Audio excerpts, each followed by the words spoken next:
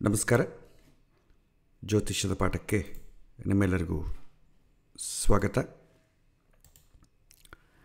ಇಷ್ಟರವರೆಗೂ ಜಾತಕ ಭಾಗವನ್ನು ನಾವು ನೋಡಿದ್ವಿ. ಜಾತಕ ಅಂತಂದರೆ ಜಾತಃ ಅಂದರೆ ಹುಟ್ಟು. ನಾವು ಹುಟ್ಟುವಾಗ ಪಡ್ಕೊಂಡು ಬಂದಂಥ ಯೋಗವನ್ನು ತಿಳ್ಕೊಳ್ಳುವಂಥದ್ದು, ಅದರಿಂದ ನಮಗೆ ಅನುಭವಿಸುವಂಥ ವಾತಾವರಣ ಹೇಗಿರುತ್ತೆ ಅಂತಂಬೋದು ಒಂದು ಫೋರ್ಕ್ಯಾಸ್ಟ್ ಮಾಡುವಂಥ ವಿಚಾರವನ್ನು ನಾವು ನೋಡಿದ್ದೇವೆ. ಈಗ ಮತ್ತೊಂದು ಭಾಗ ಮುಹೂರ್ತ. ನಾವು ಕಾಲವನ್ನು ನೋಡಿದರೆ ಕಾಲ 3 ಭಾಗ ಮಾಡ್ಬೋದು: ಭೂತಕಾಲ, ವರ್ತಮಾನ ಕಾಲ, ಭವಿಷ್ಯತ್ ಕಾಲ ಅಂತ. ಭೂತಕಾಲ ಅಂದರೆ ನಡೆದು ಹೋಗಿದ ವಿಚಾರದಿಂದ ನಾವೇನು ಮಾಡ್ತೇವೆ, ನಾವು ಹಿಂದಿನ ಜನ್ಮದಲ್ಲಿ ಯಾವ ಕರ್ಮಗಳನ್ನು ಮಾಡಿರ್ತೀವೋ, ಶುಭ ಕರ್ಮಗಳಾಗಬಹುದು, ಪಾಪಕರ್ಮಗಳಾಗಬಹುದು, ಅದು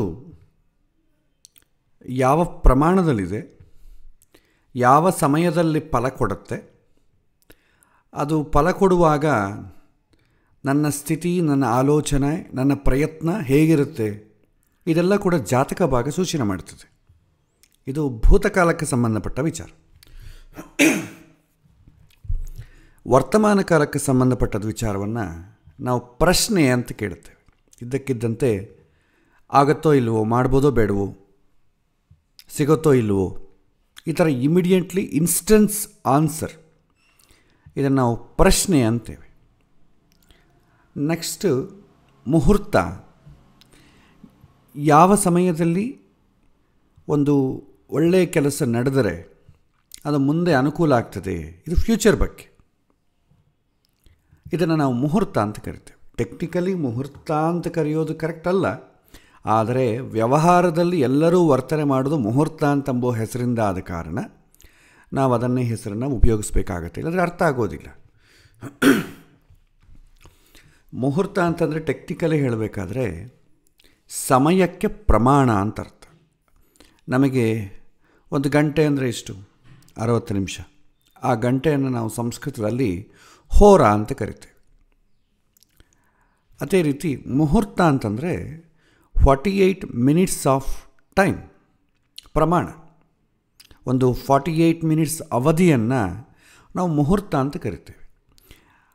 ಮತ್ತು ಈ 48 ಮಿನಿಟ್ಸನ್ನು ಮುಹೂರ್ತ ಕರೆಯೋದಾದರೆ ಯಾವತ್ತಕ್ಕಾಗಿದ್ದು ಏನು ಹೇಳುತ್ತೆ ಅಂತಂಬೋ ವಿಚಾರವನ್ನು ನಾವು ನೋಡಬೇಕು.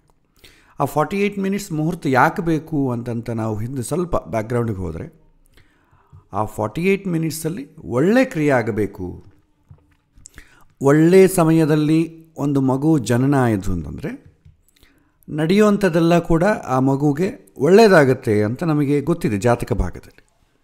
ಅದೇ ರೀತಿ ಯಾವುದೇ ಒಂದು ಕಾರ್ಯಕ್ರಮ, ಒಂದು ಕ್ರಿಯೆ, ಒಂದು ಸಂಸ್ಕಾರ ಒಳ್ಳೆಯ ಸಮಯದಲ್ಲಿ ಆದರೆ ಅದರಿಂದ ಬರುವಂಥ ಔಟ್ಕಮ್ ಏನಿರುತ್ತೆ ಅದೆಲ್ಲ ಒಳ್ಳೆಯದೇ ಆಗತ್ತೆ ಅಂತಂಬುದು ಮುಹೂರ್ತ ಭಾಗ ಸೂಚನೆ ಮಾಡ್ತದೆ. ಅಂದರೆ ಒಳ್ಳೆಯ ಸಮಯವನ್ನು ಆಯ್ಕೆ ಮಾಡಿಕೊಳ್ಳೋದಕ್ಕೆ ಇಲ್ಲಿ ಮುಹೂರ್ತ ಅಂತಂಬ ಪ್ರಯೋಗದಲ್ಲಿ ನಾವು ನೋಡ್ತೇವೆ. ಅನುಸಂಧಾನ ಅಷ್ಟೆ. ಮುಹೂರ್ತದಲ್ಲಿ 2 ಮುಹೂರ್ತ ಇದೆ: ಸುಮುಹೂರ್ತ, ದುರ್ಮುಹೂರ್ತ ಅಂತ. ಒಳ್ಳೆಯ ಮುಹೂರ್ತವನ್ನು ಸುಮುಹೂರ್ತ ಅಂತ ಕರಿತೇವೆ, ಕೆಟ್ಟ ಸಮಯವನ್ನು ದುರ್ಮುಹೂರ್ತ ಅಂತ ಕರಿತೇವೆ. ಒಳ್ಳೆಯ ಸಮಯದಲ್ಲಿ ಮಾಡಬೇಕು, ದುರ್ಮುಹೂರ್ತದಲ್ಲಿ ಮಾಡಬಾರ್ದು. ಇದು ಟೆಕ್ನಿಕಲ್ಲಾಗಿ ನಾವು ಮುಹೂರ್ತ ಶಬ್ದದಿಂದ ತಿಳ್ಕೊಳ್ಳುವಂಥದ್ದು. ಸ್ವಲ್ಪ ಆಳವಾಗಿ ನೋಡೋಣ. ಮುಹೂರ್ತ ಅಂತಂದರೆ ಏನು, ಅವುಗಳ ಅಪ್ಲಿಕೇಶನ್ ಏನು ಅಂತ. ಮುಹೂರ್ತ ಅಂತಂದರೆ ಒಳ್ಳೆಯ ಸಮಯ ಅಂತ ನಮಗೆ ಗೊತ್ತಾಯಿತು. ಸೊ ಯಾವ ಸಮಯದಲ್ಲಿ ಒಂದು ಒಳ್ಳೆಯ ಕೆಲಸವನ್ನು ನಾವು ಮಾಡಿದರೆ ಅಥವಾ ಒಂದು ಕ್ರಿಯೆಯನ್ನು ಶುರು ಮಾಡಿದರೆ ನಿರ್ವಿಘ್ನವಾಗಿ, ಅಥವಾ ಆ ಕಾರ್ಯಕ್ರಮ ಯಾವುದೋ ಉದ್ದೇಶವನ್ನು ಇಟ್ಟುಕೊಂಡು ಮಾಡ್ತಾ ಇದ್ದೀನೋ ಆ ಉದ್ದೇಶ ಪಾಸಿಟಿವ್ ಆಗಿ ಈಡೇರಬೇಕು ಅಂತಂಬೋ ಉದ್ದೇಶದಿಂದನೇ ನಾವು ಮುಹೂರ್ತವನ್ನು ಆಯ್ಕೆ ಮಾಡಿಕೊಳ್ಳೋದು. ಇದು ಒಂದು. ಎರಡನೇ ಭಾಗ ಭಗವಂತನ ಸಮ್ಮತ. ಈಗ ಯಾವುದೇ ಒಂದು ಕೆಲಸವನ್ನು ಮಾಡೋ ಕಾಲಕ್ಕೆ ಭಗವಂತನ ಸಂಕಲ್ಪವೇ ನಮ್ಮದಾಗಲಿ ಅಂತ ನಾವು ಸಂಕಲ್ಪವನ್ನು ಮಾಡ್ತೇವೆ. ಶ್ರೀಹರಿ ಇಚ್ಛೆ, ಭಗವಂತನ ಇಚ್ಛೆ, ಅವನ ಇಚ್ಛೆ ಬರಲಿ, ಅವನ ಇಚ್ಛೆಯೇ ನನ್ನ ಇಚ್ಛೆ ಆಗಲಿ. ಆ ರೀತಿ ನೋಡಿದಾಗ ಒಂದು ಕೆಲಸವನ್ನು ಭಗವಂತ ಸಮ್ಮತ ಮಾಡಿದ್ದಾನೆ ಅಂತಂದರೆ ಅದಕ್ಕೆ ಪಾಸಿಟಿವ್ ಆಗಿ ನಡೆಯುತ್ತೆ, ನಾವು ಸರಿಯಾಗಿ ನಡ್ಕೊಳ್ತಾ ಇದ್ದೇನೆ ಅಂತ ಒಂದು ಭರವಸೆ. ಸೊ ಭಗವಂತ ಸಮ್ಮತ ಮಾಡೋದು ಅಂತಂದರೆ ಏನು? ಭಗವಂತನ ಕಣ್ಣು ಸಮ್ಮತ ಮಾಡೋದು. ಭಗವಂತನ ಕಣ್ಣು ಅಂದರೆ ಜ್ಯೋತಿಷ್ಶಾಸ್ತ್ರ. ಶಾಸ್ತ್ರ ಅಂದರೆ ಶಾಸನಾತ್ ಶಂಶನಾತ್ ಇತಿ ಶಾಸ್ತ್ರ. ಯಾವುದು ರಾಜಶಾಸನ ಥರ ಹೀಗೆ ಆಗತ್ತೆ, ಹೀಗೆ ಮಾಡಬೇಕು ಅಂತ ಹೇಳುತ್ತೋ ಅದನ್ನು ಶಾಸ್ತ್ರ ಅಂತ ಕರಿತೇವೆ. ಭಗವಂತನ ಶಾಸ್ತ್ರ ಅಂದರೆ ಭಗವಂತ ಹೀಗೆ ಮಾಡಿದರೆ ಒಳ್ಳೆಯದು, ಹೀಗೆ ಮಾಡಿ ಅಂತ ಏನು ಒಂದು ಆಜ್ಞೆಯನ್ನು ಕೊಡ್ತಾನೋ ಅದನ್ನು ಗಾಡ್ಸ್ ವಿಲ್. ನೆನ್ನೆ ಮನಃಶಾಸ್ತ್ರದ ಪಾಠದಲ್ಲಿ ನಾವು ನೋಡಿದ್ವಿ. ಏನು ವಿಚಾರ ಅಂತಂದರೆ, ಯಾವುದೇ ವಿಚಾರ ಭಗವಂತನಿಗೆ ಸಮ್ಮತವಾದದ್ದೇ ನಮಗಾಗಲಿ. ಒಂದು ನಿಮಿಷ.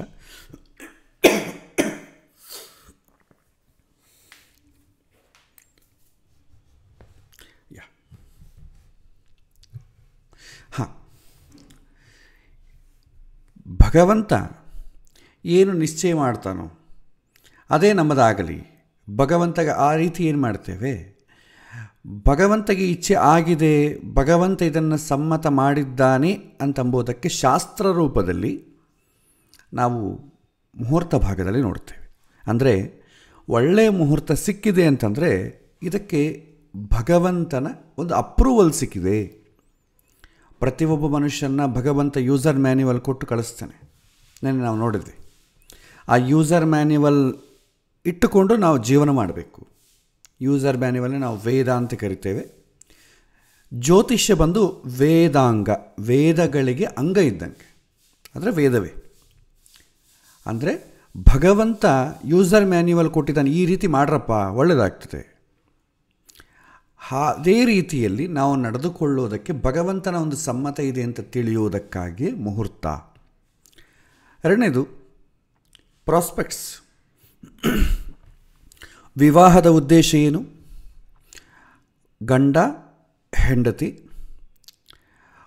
ಒಂದು ಸಂತಾನ ಯಜ್ಞವನ್ನು ಮಾಡುತ್ತಾ ತಮ್ಮ ಗೃಹಸ್ಥಾಶ್ರಮ ಧರ್ಮವನ್ನು ಈಡೇರಿಸ್ತಾ ಸಮಾಜಕ್ಕೆ ನಮ್ಮ ಕಾಂಟ್ರಿಬ್ಯೂಷನ್ ಕೊಡೋದನ್ನೇ ಇಲ್ಲಿ ಮದುವೆ ಅಂತಂತೆ. ವಿವಾಹ ಅಂತಂದರೆ ವಿಶೇಷವಾದದ್ದನ್ನು ಹೊಂದುವುದು. ವಿಶೇಷವಾದದ್ದು ಆಶ್ರಮ ಅಂತಂದರೆ ಏನು? ನಮ್ಮ ಕಾಂಟ್ರಿಬ್ಯೂಷನ್ ಇರಬೇಕು. ಯಾಕೆಂದರೆ ಮನುಷ್ಯ ಏಕಾಂಗಿಯಾಗಿ ಬದುಕಲಿಕ್ಕಾಗಲ್ಲ.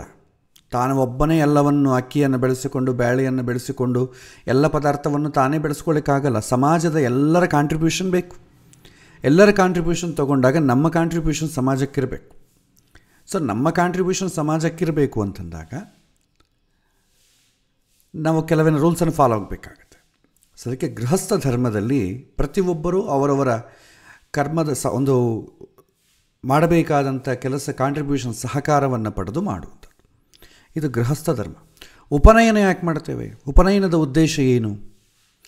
ದೀಕ್ಷೆಯನ್ನು ಪಡೆಯೋದು, ಕಮಿಟ್ಮೆಂಟ್.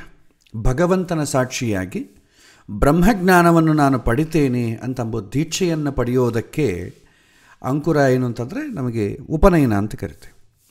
ಸತ್ಯನಾರಾಯಣ ವ್ರತ ಯಾಕೆ ಮಾಡ್ತೇವೆ ಅಂತ ಬಂದರೆ, ಉದ್ದೇಶ ಬಂದರೆ, ಇನ್ನು ಮೇಲೆ ನಾನು ಪ್ರಾಮಾಣಿಕವಾಗಿ ಜೀವನ ಮಾಡುತ್ತೇನೆ ಅಂತ ಭಗವಂತನ ಮುಂದೆ ಪ್ರಮಾಣ ಮಾಡಿ ಅವತ್ತಿಂದ ಜೀವನ ಮಾಡೋದಕ್ಕೆ ಸತ್ಯನಾರಾಯಣ ವ್ರತ ಅಂತ ಹೆಸರು.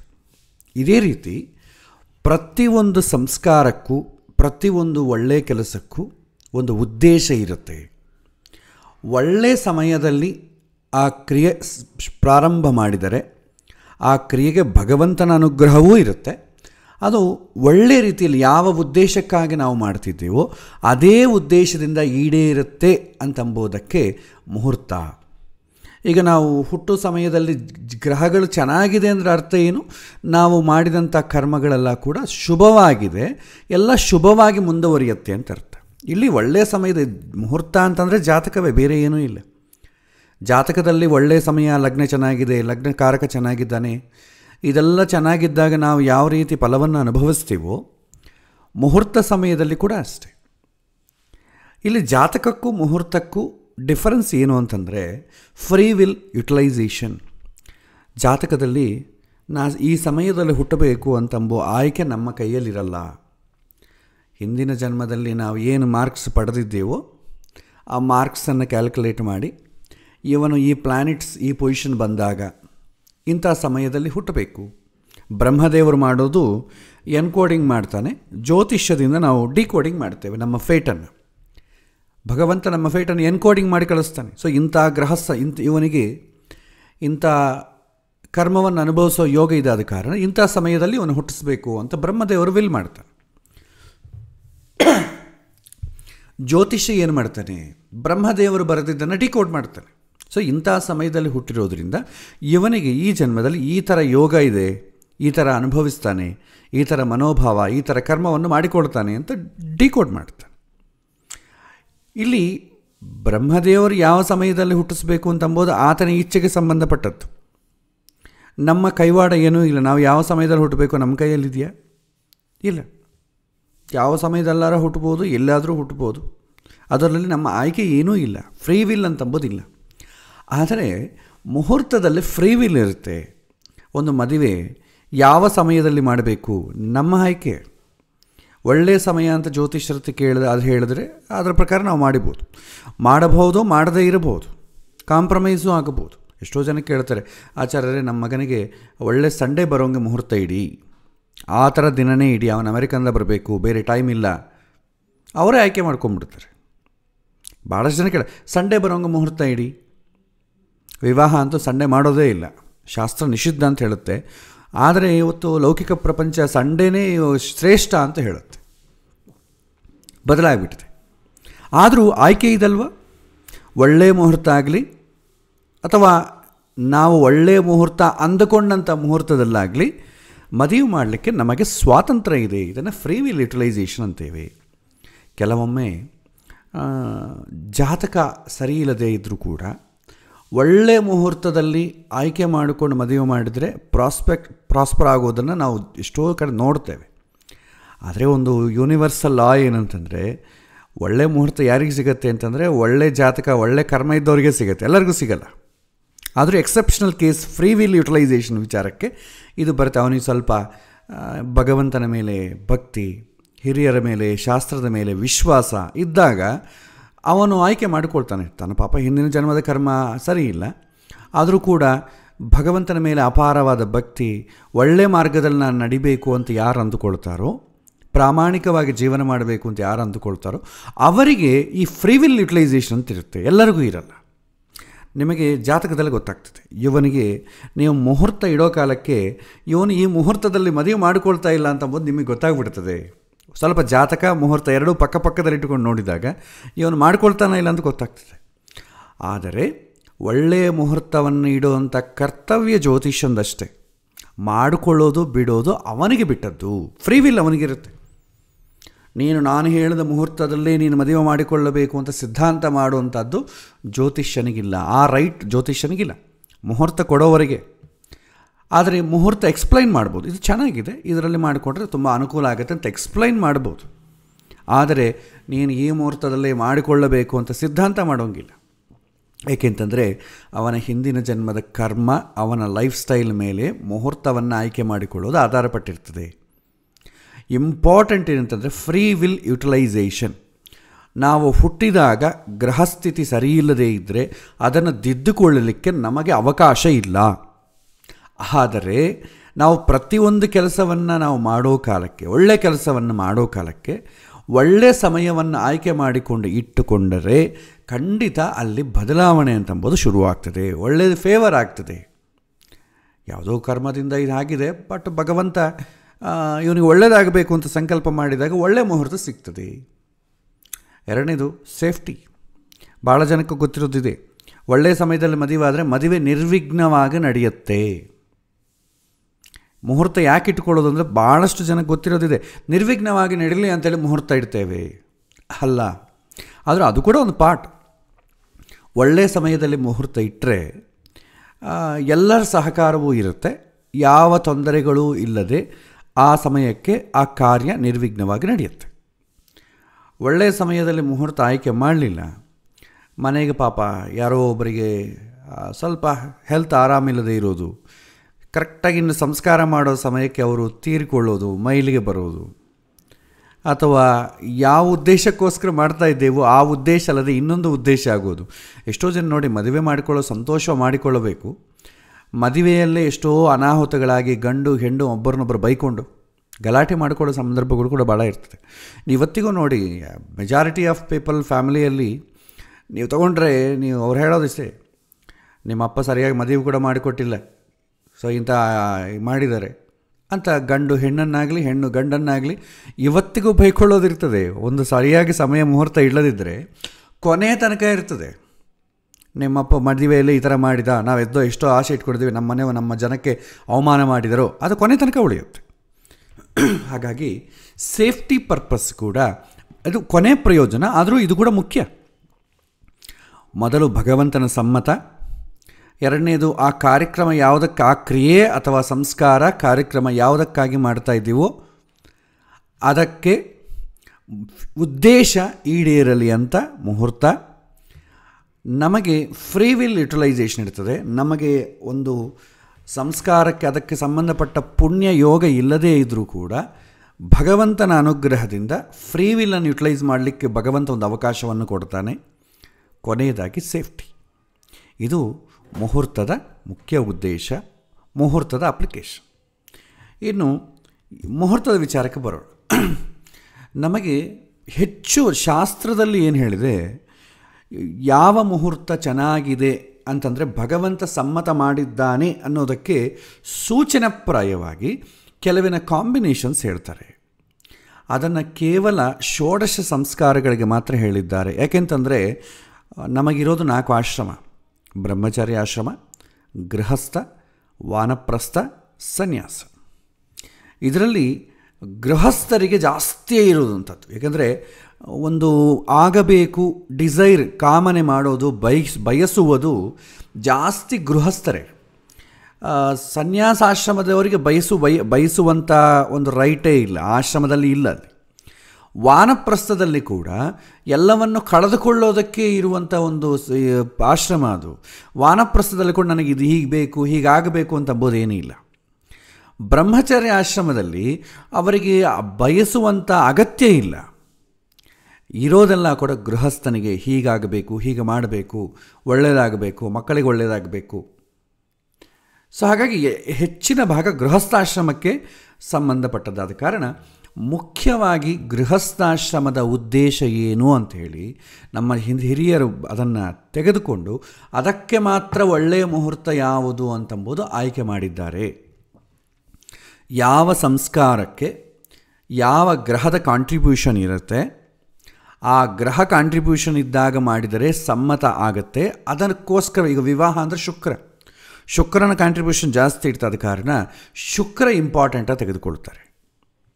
ವಿದ್ಯಾಭ್ಯಾಸ ಅಂದರೆ ಗುರು, ಅಥವಾ ಕ್ಷತ್ರಿಯ ಸಂಬಂಧಪಟ್ಟ ವಿದ್ಯೆ ಆದರೆ ಸೂರ್ಯ, ವ್ಯವಸಾಯ ಅಗ್ರಿಕಲ್ಚರ್ ರಿಲೇಟೆಡ್ಗೆಲ್ಲ ಕುಜ.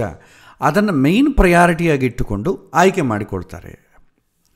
ಅದನ್ನೇ ನಾವು ಇವತ್ತಿಗೂ ಫಾಲೋ ಆಗ್ತಾ ಇದ್ದೀವಿ. ಏಕೆಂದರೆ ಇವತ್ತು ಕೂಡ ನಮಗೆ ಮುಹೂರ್ತ ಬೇಕಾಗಿರೋದು ಯಾಕೆ ಅಂತಂದರೆ, ಮುಖ್ಯವಾಗಿ ಮದುವೆಗೆ ಮುಹೂರ್ತ ಬೇಕು, ನೆಕ್ಸ್ಟು ಉಪನಯನಕ್ಕೆ, ಗೃಹ ಪ್ರವೇಶಕ್ಕೆ ಒಂದು ಒಳ್ಳೆಯ ಮುಹೂರ್ತ ಬೇಕು. ಇಷ್ಟು ಬಿಟ್ಟರೆ ಬೇರೆ ಎಲ್ಲ ತಕ್ಕನ ಮುಹೂರ್ತ ಕೇಳ್ತಾರೆ. ಅಂದರೆ ಬೇರೆ ಗೃಹಸ್ಥ ಈ ಲಿಸ್ಟಲ್ಲಿರೋದು ಕೇಳಲ್ಲ. ನಾನು ಮನೆ ಅಗ್ರಿಮೆಂಟ್ ಮಾಡಿಸ್ಕೊಳ್ಬೇಕು, ಒಳ್ಳೆ ಮುಹೂರ್ತ ಕೊಡಿ. ಅಗ್ರಿಮೆಂಟಿಗೂ ಮುಹೂರ್ತಕ್ಕೂ ಸಂಬಂಧವೇ ಇಲ್ಲ, ಅದು ಶಾಸ್ತ್ರೋಕ್ತವಲ್ಲವೇ ಅಲ್ಲ. ನಿಶ್ಚಿತಾರ್ಥಕ್ಕೆ ಕೂಡ ಇಲ್ಲ. ನಿಶ್ಚಿತಾರ್ಥ ಅಂತಂಬೋದು ಸಂಸ್ಕಾರವೇ ಅಲ್ಲ, ಇಟ್ಸ್ ಎ ಕಮಿಟ್ಮೆಂಟ್ ಅಷ್ಟೇ. ನಿಮ್ಮ ಮಗಳನ್ನ ನಾವು ಮದುವೆ ಮಾಡಿಕೊಳ್ತೇವೆ, ನಮ್ಮ ಸೊಸೆಯಾಗಿ ಮಾಡಿಕೊಳ್ತೇವೆ ಅಂತ ಕಮಿಟ್ಮೆಂಟ್ ಅಷ್ಟೇ, ಅದು ಸಂಸ್ಕಾರ ಅಲ್ಲ. ಆದರೆ ಇವತ್ತು ನಿಶ್ಚಿತಾರ್ಥದಲ್ಲೇ ಮದುವೆ ಆದಂಗೆ. ಇವತ್ತು ಅದರ ಬಗ್ಗೆ ಆಳವಾಗಿ ನೋಡೋಣ. ಷೋಡಶ ಸಂಸ್ಕಾರಗಳು ಹೇಳ್ತಾರೆ, ನಮಗೆಲ್ಲ ಗೊತ್ತಿದೆ. ಗರ್ಭಾಧಾನ, ಪುಂಸವನ, ಸೀಮಂತ, ಜಾತಕ ಕರ್ಮ, ನಾಮಕರಣ, ನಿಷ್ಕ್ರಮಣ ಅಂತಂದರೆ ಮಗುವನ್ನು ಮೊದಲ ಬಾರಿಗೆ ಮನೆಯಿಂದ ಹೊರಗೆ ಕರ್ಕೊಂಡು ಹೋಗೋದು, ದೇವಸ್ಥಾನಕ್ಕೆ ಕರ್ಕೊಂಡು ಹೋಗೋದು. ಫಸ್ಟ್ ಟೈಮ್ ಮನೆಯಿಂದ ಹೊರಗೆ ಬರುತ್ತೆ ಪ್ರಪಂಚಕ್ಕೆ, ನಿಷ್ಕ್ರಮಣ ಅಂತೇವೆ.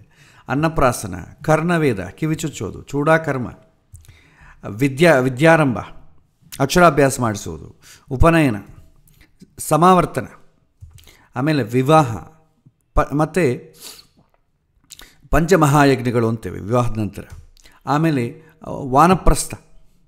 ವಾನಪ್ರಸ್ಥಕ್ಕೆ ಕೂಡ ಮುಹೂರ್ತ ಇದೆ. ಅಂತ್ಯೇಷ್ಟಿಕ್ರಿಯೆ ನಮಗೆ ಗೊತ್ತಿದೆ, ಅದಕ್ಕೆ ಪ್ರತ್ಯೇಕವಾಗಿ ಮುಹೂರ್ತ ಇಲ್ಲ, ಅದಕ್ಕೆ ಬೇರೆ ಕಾಂಬಿನೇಷನ್ಸ್ ಇದೆ. ಇದು 16 ಸಂಸ್ಕಾರಗಳು. ಈ 16 ಸಂಸ್ಕಾರಗಳಿಗೆ ನಾವು ಮುಹೂರ್ತ ಅಂತಂಬೋದನ್ನು ಆಪ್ಷನ್ ಇದೆ ನಮಗೆ, ಅಂದರೆ ಫ್ರೀ ವಿಲ್ ಇದೆ. ಫ್ರೀ ವಿಲ್ ಯುಟಿಲೈಸ್ ಮಾಡಿಬೋದು, ಮಾಡಿಕೊಡದೇ ಇರ್ಬೋದು. That is up to you. ಯಾರು ಜ್ಯೋತಿಷ್ಯನನ್ನು ಸಂಪ್ರದಿಸ್ತಾರೆ, ಜ್ಯೋತಿಷ್ಯನ ಸಂಪ್ರದಿಸಿ ಮಾಡಿಕೊಳ್ಬೋದು, ಸಂಪ್ರದಿಸದೆ ಕೂಡ ಮಾಡಿಕೊಳ್ಳಬಹುದು. ಆದರೆ ಹೇಳುತ್ತೆ ಇದು ಒಳ್ಳೆಯದು ಅಂತ ಹೇಳುತ್ತೆ. ಬಿಸಿ ನೀರು ಕುಡಿದ್ರೆ ಒಳ್ಳೆಯದು ಅಂತ ಹೇಳ್ತಾರೆ ಅಷ್ಟೇ. ಅದು ಕುಡಿಯೋದು ಬಿಡೋದು ನಮ್ಮ ಇಷ್ಟ. ಬಿಸಿ ನೀರು ಕುಡಿದೇ ಆರಾಮಿರೋರು ಇದ್ದಾರೆ, ಬಿಸಿ ನೀರು ಕುಡಿದು ಆರಂಭವಾಗಿರೋದು ಇದ್ದಾರೆ. ಅದು ಅವರವರ ಬಾಡಿ ಕಂಡೀಷನ್ಸ್ ಮೇಲೆ ಹೋಗ್ತದೆ. ಹಿಂದಿನ ಜನ್ಮದ ಪ್ರಾರಬ್ಧ ಹೇಗಿದೆಯೋ ಅದರ ಮೇಲೆ ಮುಹೂರ್ತ ಅಂತಂಬುದು ವರ್ಕೌಟ್ ಆಗ್ತದೆ. ಇದು ಮುಹೂರ್ತ ವಿಚಾರಕ್ಕೆ ಬಂದಂಥ ಉಪೋದ್ಘಾತ. ಆದರೆ ಮುಹೂರ್ತ ಅಂತಂಬೋದು ಎಷ್ಟು ಪ್ರಯಾರಿಟಿ ಅಂತಂಬೋದು ನಾವಿಲ್ಲಿ ಒಂದೊಂದಾಗಿ ನೋಡ್ತಾ ಹೋಗೋಣ. ಮುಹೂರ್ತ ಇಟ್ಟರೆ ಏನಾಗ್ತದೆ, ಒಳ್ಳೆಯ ಮುಹೂರ್ತ ಆಯ್ಕೆ ಮಾಡದೇ ಇದ್ದರೆ ಏನಾಗ್ತದೆ, ಇದು ತಿಳ್ಕೊಳ್ಬೇಕು. ಯಾಕಂದರೆ ಪ್ರಶ್ನೆ ಸಾಮಾನ್ಯವಾಗಿ ಕೇಳ್ತಾರೆ. ನಾವು ಹೇಳ್ತೇವೆ ಇದು ಒಳ್ಳೆಯ ಮುಹೂರ್ತ, ಈ ಮುಹೂರ್ತದಲ್ಲಿಡಿ ಅಂತ ಹೇಳ್ತೇವೆ. ಅವರು ಆಚಾರ್ಯ ಆ ಸಮಯದಲ್ಲಿ ಅನುಕೂಲ ಆಗಲ್ಲ, ಬೇರೆ ಒಂದು ಡೇಟು ತಗೊಳ್ಳಿ ಅಂತ ಕೊಡ್ತಾರೆ. ಆ ಡೇಟ್ ಬೇಡಮ್ಮ, ಅದಷ್ಟು ಅನುಕೂಲ ಇಲ್ಲ ಅಂತ ಹೇಳುತ್ತೇವೆ. ಒಂದು ವೇಳೆ ಈ ಡೇಟಲ್ಲಿ ಮಾಡಿದ್ರೆ ಏನಾಗುತ್ತೆ ಅಂತ ನೆಕ್ಸ್ಟ್ ಪ್ರಶ್ನೆ ಕೇಳ್ತಾರೆ. ಇನ್ ಕೇಸ್ ಅದು ಏನಾಗುತ್ತೆ ಅಂತಂಬೋದು ವಿತಿನ್ ಅವರ್ ಕಂಟ್ರೋಲ್, ನಾವು ಅದನ್ನು ಭರಿಸುವಂಥದ್ದಿದ್ದರೆ ಆಯ್ಕೆ ಮಾಡಿಕೊಳ್ಳೋಣ ಅಂತ ಅವ್ರ ಉದ್ದೇಶ. ಶುಕ್ರಾಸ್ತ ಗುರುಅಸ್ತ ಅಂತಿದೆ. ಶುಕ್ರಾಸ್ತ ಗುರುಅಸ್ತದಲ್ಲಿ ನಾವು ಯೂಶ್ವಲಿ ಏನು ಮಾಡ್ತೇವೆ, ಯಾವುದೇ ರೀತಿಯಾದ ಶುಭ ಕಾರ್ಯಗಳು ಬೇಡ ಅಂತ ಹೇಳ್ತೇವೆ. ಅದರಲ್ಲಿ ಭಿನ್ನ ವಾದನೆಗಳಿದೆ. ಕೆಲವರು ಮಾಡ್ಬೋದು, ಕೆಲವರು ಮಾಡಬಾರ್ದು. ಎಷ್ಟೋ ಒಬ್ಬೊಬ್ಬರದು ಒಂದೊಂದು ಸಿದ್ಧಾಂತ, ಒಂದೊಂದು ಪಂಚಾಂಗಂತೂ ಒಂದೊಂದು ಸಿದ್ಧಾಂತ. ಕುತೂಹಲ ಏನಾಗುತ್ತೆ, ಮಾಡ್ರೆ ಏನಾಗುತ್ತೆ ಅಂತ ಒಂದು ಕುತೂಹಲ. ಅದಕ್ಕೆ ಶಾಸ್ತ್ರ ಕೂಡ ಹೇಳುತ್ತೆ ಮಾಡಿದರೆ ಏನಾಗುತ್ತೆ. ಏಕೆ ಅಂತಂದರೆ ಒಂದು ಗ್ರಹ, ಒಂದು ಶುಭಗ್ರಹ ಬಲಹೀನವಾಗಿದ್ದಾಗ ಶುಭ ಕಾರ್ಯದ ಉದ್ದೇಶ ಏನಿದೆ ಆ ಉದ್ದೇಶ ಈಡೇರಲ್ಲ, ಅಷ್ಟೇ ವೀಕ್ ಆಗಿರುತ್ತೆ. ವಿವಾಹ ಅಂತ ಅಂದ್ಕೊಡಿ, ವಿವಾಹದಲ್ಲಿ ಶುಕ್ರ ಏನು, ಶುಕ್ರನ ಕಾಂಟ್ರಿಬ್ಯೂಷನ್ ಏನು, ದಾಂಪತ್ಯ ಜೀವನ, ಇಬ್ಬರೂ ಕೂಡ ದಾಂಪತ್ಯದಲ್ಲಿ ಅನ್ಯೋನ್ಯವಾಗಿರುವುದು ಅಂತ ಅರ್ಥ. ದಾಂಪತ್ಯ ಅಂದರೆ ಇನ್ನೂ ಓಪನ್ ಹೇಳಬೇಕಾದ್ರೆ ಇಂಟರ್ ಕೋರ್ಸ್. ಅದೇ ಥರ ಕುಟುಂಬ ಗೃಹಸ್ಥ ಧರ್ಮ ಚೆನ್ನಾಗಿರಬೇಕು, ಅದಕ್ಕೇನು ಗುರುಗ್ರಹ. ಇವರಿಬ್ಬರ ಕಾಂಟ್ರಿಬ್ಯೂಷನ್ ಖಂಡಿತ ಪ್ರತಿಯೊಂದು ಸಂಸ್ಕಾರಕ್ಕೂ ಇರಬೇಕು. ಬಟ್ ವಿವಾಹಕ್ಕೆ ಶುಕ್ರಂದು ಪೂರ್ತಿ ಕಾಂಟ್ರಿಬ್ಯೂಷನ್ ಇದೆ. ಇನ್ ಕೇಸ್ ಶುಕ್ರ ವೀಕ್ ಆದರೆ ಏನಾಗುತ್ತೆ, ಶುಕ್ರ ನೀಚ ಇದ್ದಾಗ ಬಂದಿವಾದರೆ ಏನಾಗ್ತದೆ, ಅದೇ ಪ್ರಶ್ನೆ ನಾವು ಜಾತಕದಲ್ಲಿ ಹಾಕ್ಕೊಳ್ಳೋಣ. ಶುಕ್ರ ನೀಚವಾಗಿ ಹುಟ್ಟುವಾಗ ಶುಕ್ರ ನೀಚವಾಗಿದ್ದರೆ ವೈವಾಹಿಕ ಜೀವನ ಹೇಗಿರುತ್ತೆ, ತುಂಬ ತೊಂದರೆ ಆಗ್ತದಲ್ವ. ಏಕೆಂತಂದರೆ ಇಂಟರ್ ಕೋರ್ಸ್ ವಿಚಾರದಲ್ಲಿ ಇಬ್ಬರದು ಭಿನ್ನಾಭಿಪ್ರಾಯ ಬರುತ್ತೆ. ಯಾವಾಗ ಇಂಟರ್ ಕೋರ್ಸ್ ಸ್ಯಾಟಿಸ್ಫ್ಯಾಕ್ಟರಿ ಇಲ್ಲವೋ ಒಬ್ಬರ ಮೇಲೆ ಒಬ್ಬರು ವಿಶ್ವಾಸ ಕಳೆದುಕೊಳ್ತಾರೆ. ವಿಶ್ವಾಸ ಕಳೆದುಕೊಂಡ ಮೇಲೆ ಒಂದೇ ಮನೆಯಲ್ಲಿ ಜೊತೆಯಾಗಿರುವುದು ತುಂಬ ಕಷ್ಟ, ಶತ್ರುಗಳಾಗ್ತದೆ. ಯಾಕಂದರೆ ವಿಶ್ವಾಸ ಹೋಯ್ತು ಅಂದರೆ ಶತ್ರುಗಳಾಗ್ತಾರೆ. ಶತ್ರುಗಳು ದೂರ ಇರೋದು ಹೇಗಿದೆ, ಜೊತೆಗೇ ಅಂಟಿಕೊಂಡಿರೋದು ಹೆಂಗಿರುತ್ತೆ, ಅದು ತುಂಬ ಕಷ್ಟ ಅಲ್ವಾ. ಹಾವು ಕಾಡಿನಲ್ಲಿದೆ ಒಳ್ಳೆಯದು, ಅದು ಹಾವು ಅಂದರೆ ಭಯವೇ. ಆ ಹಾವು ಕಾಡಿನಲ್ಲಿಲ್ಲ ಮನೆಯಾಗಿದೆ ಅಂತಂದರೆ ಎಲ್ಲೋ ಸೇರಿಕೊಂಡಿರ್ತದೆ, ಹೆಂಗೆ ಭಯಪಡ್ತೀವಿ ನಾವು, ಅಯ್ಯೋ ಮನೆಯಲ್ಲಿದ್ದರೆ ತುಂಬ ಹೆದರಿಕೆ. ಅದೇ ರೀತಿ ಆಗ್ತದೆ. ಶುಕ್ರಾಸ್ತ ಗುರುಅಸ್ತ ಈ ಸಮಯದಲ್ಲಿ ವಿವಾಹಾದಿಗಳಾದರೆ ಏನಾಗುತ್ತೆ, ವಿವಾಹದ ಉದ್ದೇಶ ಏನಿದೆ ಅದು ಈಡೇರಲ್ಲ. ಗುರುಅಸ್ತದಲ್ಲಿ ಆಯ್ತು ಅಂದ್ಕೊಳ್ಳಿ, ಕುಟುಂಬ ಯಾವಾಗೂ ಸುಭಿಕ್ಷವಾಗಿ ಪ್ರಶಾಂತವಾಗಿ ಸಂತೋಷವಾಗಿರಬೇಕು, ನೆಮ್ಮದಿ ಬೇಕು, ಆ ನೆಮ್ಮದಿಯಿಂದ ಒಳ್ಳೆಯ ಸಾಧನೆ ಮಾಡಿಕೊಳ್ಳಬೇಕು ಅಂತ ಉದ್ದೇಶ. ಗುರುಅಸ್ತ ಆದಾಗ ವೀಕಾಗಿರೋದ್ರಿಂದ ಅದು ಯಾವುದೂ ಈಡೇರಲ್ಲ. ಏನಾಗ್ತದೆ, ಯಾವಾಗೂ ಮನೆ ಗಲಾಟೆ ಜಗಳ ಇಂಥದ್ದೆಲ್ಲ ಆಗ್ತಾ ಇರ್ತದೆ. ಅದೇ ಶುಕ್ರಾಸ್ತದಲ್ಲಿ ಆಯ್ತು ಅಂದ್ಕೊಳ್ಳಿ, ಇಂಟರ್ ಕೋರ್ಸ್ ವಿಚಾರದಲ್ಲಿ ಸೆಕ್ಷುವಲಿ ಕಂಟೆಂಟ್ಮೆಂಟ್ ಇರಲ್ಲ. ಏನಾಗುತ್ತೆ, ಎಕ್ಸ್ಟ್ರಾ ಮ್ಯಾರಿಟಲ್ ಅಫೇರ್ಸ್ ಆಗ್ತದೆ. ಇದು ಹೊರಗೆ ಬೀಳಬಹುದು, ಬೀಳದೇ ಇರಬಹುದು, ಈ ಥರ ಆಗ್ತದೆ. ಹಾಗಾಗಿ ಒಳ್ಳೆಯ ಸಮಯದಲ್ಲಿ ಮಾಡದಿದ್ದರೆ ಏನಾಗುತ್ತೆ ಅಂತ ಪ್ರಶ್ನೆ ಮಾಡೋರು ಬಹಳ ಇದ್ದಾರೆ. ಹಾಗಾಗಿ ಆ ಪಾಯಿಂಟ್ ಆಫ್ ವ್ಯೂಲು ಕೂಡ ತಿಳ್ಕೊಳ್ಬೇಕಾಗ್ತದೆ. ಈ ತಿಳ್ಕೊಳ್ಳದೇ ಇದ್ದರೆ ತೊಂದರೆ ಆಗ್ತದೆ. ಯಾಕೆಂದರೆ ಎಕ್ಸ್ಪ್ಲೈನ್ ಮಾಡಲೇ ಇಲ್ಲದಂದರೆ ಅವರು ಏನಾಗೋದಿಲ್ವಾ, ಆದರೆ ಪರವಾಗಿಲ್ಲ ಬಿಡಿ ಮಾಡಿದರೆ ಆಯಿತು ಅಂತಂಬೋದೊಂದು ಡಿಸಿಷನಿಗೆ ಬರ್ತಾರೆ. ಶಾಸ್ತ್ರ ಮಾಡಬಾರದು ಅಂತ ಹೇಳಿದಷ್ಟು ಮಾತ್ರಕ್ಕೆ ಅವರಿಗೆ ವಿಶ್ವಾಸ ಏನೂ ಇರಲ್ಲ. ಮಾಡಿದರೆ ಹೀಗಾಗತ್ತೆ ಅಂತಂದರೆ ಆ ಹೆದರಿಕೆಯಿಂದ ಮಾಡೋರು ಭಾಳ ಜನ ಇದ್ದಾರೆ.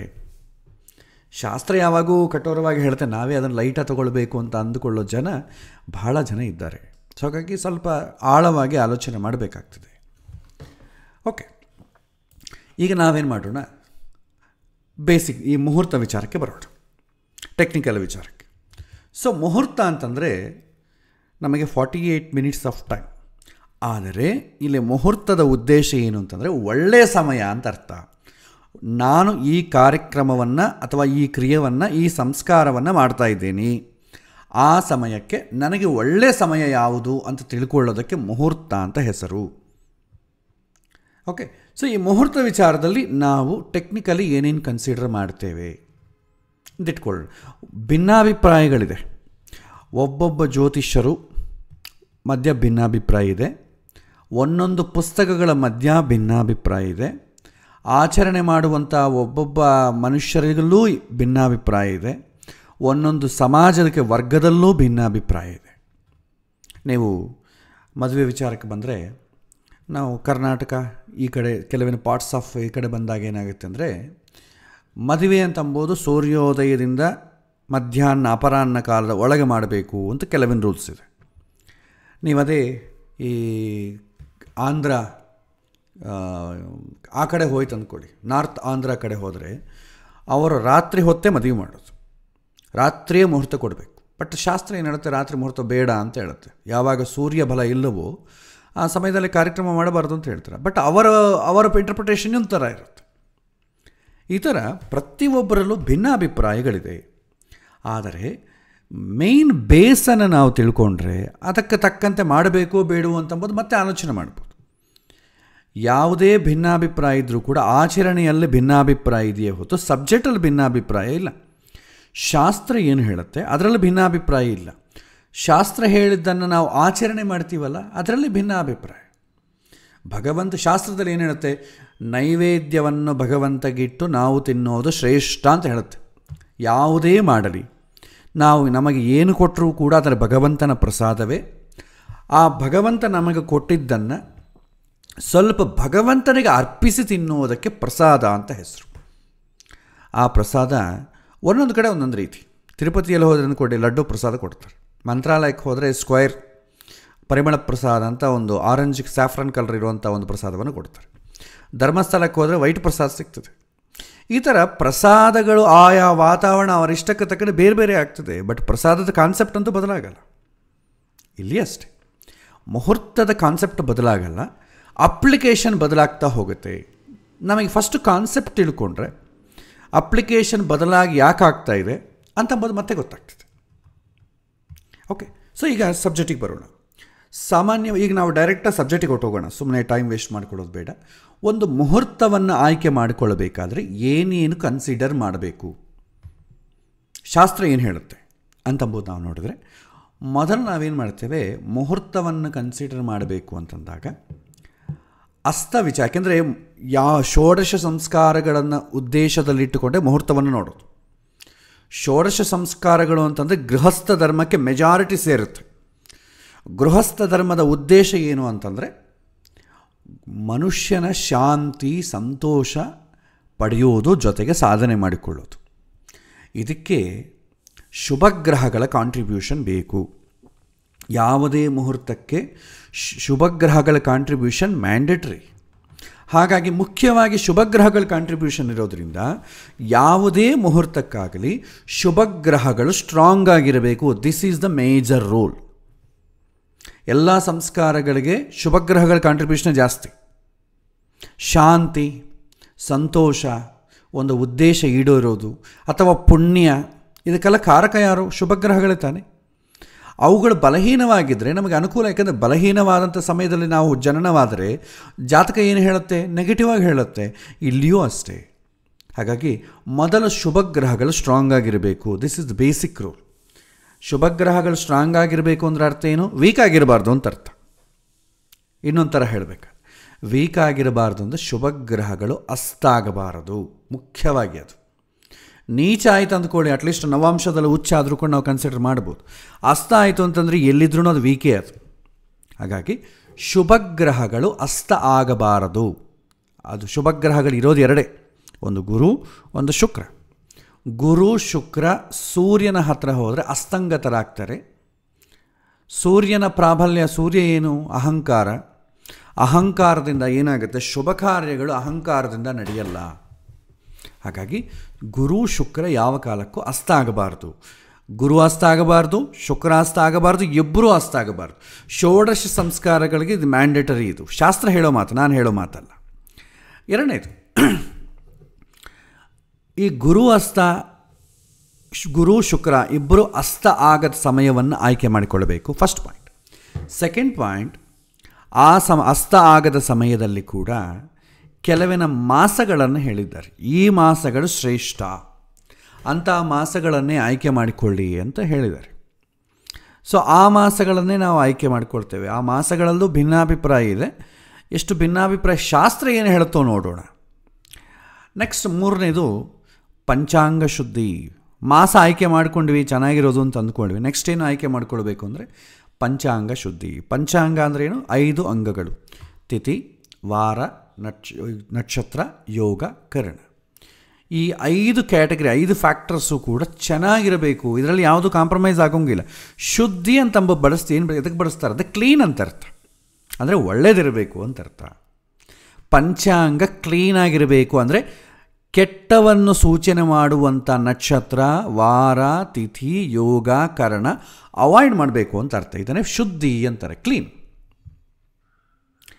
ನೆಕ್ಸ್ಟ್ ಪಂಚಾಂಗ ಕ್ಲೀನ್ ಆಗಿದ್ದ ಮೇಲೆ ನೆಕ್ಸ್ಟು ತಾರಾಬಲ. ಯಾಕೆಂದರೆ ಯಾವುದೇ ಒಂದು ಸಂಸ್ಕಾರ ಮಾಡಬೇಕಾದ್ರೆ ಮೊದಲು ಸಂಕಲ್ಪ ಇರಬೇಕು.